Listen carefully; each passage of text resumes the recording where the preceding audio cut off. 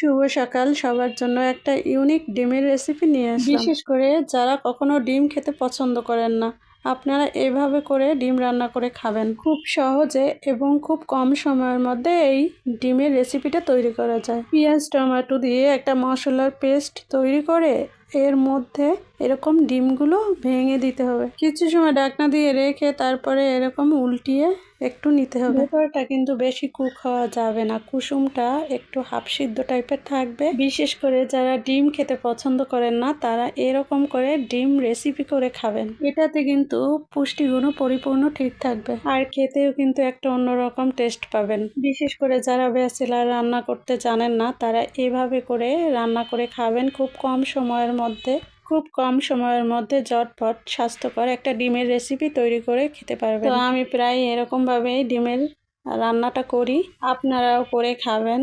তো খুব হেলদি এবং স্বাস্থ্যকর একটা ডিমের রেসিপি। দেখেন কত কম সময়ে খুব সহজে এই ডিমের রেসিপিটা তৈরি করলাম। এই তো এবার 2 মিনিট ঢাকনা দিয়ে ঢেকে রেখে দিলেই হয়ে যাবে ওয়াও ডিমের পারফেক্ট রেসিপি। তো আমি একটু ভাজা জিরার গুঁড়ো দিয়ে দেই, আপনারা চাইলে ধনিয়া পাতা দিতে পারেন।